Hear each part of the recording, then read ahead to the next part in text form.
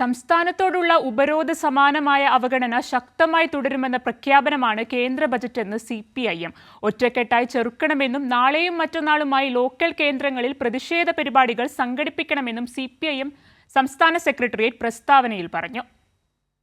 കേന്ദ്ര ബഡ്ജറ്റ് സംസ്ഥാനത്തോടുള്ള ഉപരോധ സമാനമായ അവഗണന ശക്തമായി തുടരുമെന്ന പ്രഖ്യാപനമെന്നാണ് CPIMന്റെ വിലയിരുത്തൽ. കസേര ഉറപ്പിച്ചു നിർത്താനായി ചില സംസ്ഥാനങ്ങൾക്ക് വാരിക്കോരി നൽകിയിട്ടുമുണ്ട്.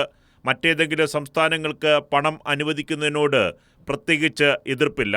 പക്ഷെ കേരളത്തോട് തുടർച്ചയായി കാണിക്കുന്ന രണ്ടാനമ്മ നയം ഇവിടത്തെ ജനജീവിതം ദുസ്സഹമാക്കുമെന്നും ഒറ്റക്കെട്ടായി ചെറുക്കണമെന്നും CPIM സംസ്ഥാന സെക്രട്ടേറിയറ്റിന്റെ പ്രസ്താവനയിൽ പറയുന്നു.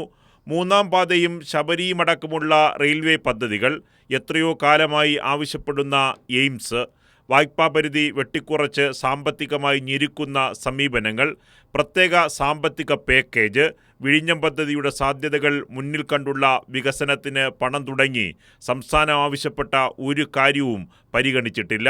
കേന്ദ്ര അവഗണനയ്ക്കെതിരെ നാളെയും മറ്റന്നാളുമായി ലോക്കൽ കേന്ദ്രങ്ങളിൽ പ്രതിഷേധ പരിപാടികൾ സംഘടിപ്പിക്കുമെന്നും CPIM സംസ്ഥാന സെക്രട്ടേറിയറ്റിന്റെ പ്രസ്താവനയിൽ പറയുന്നു.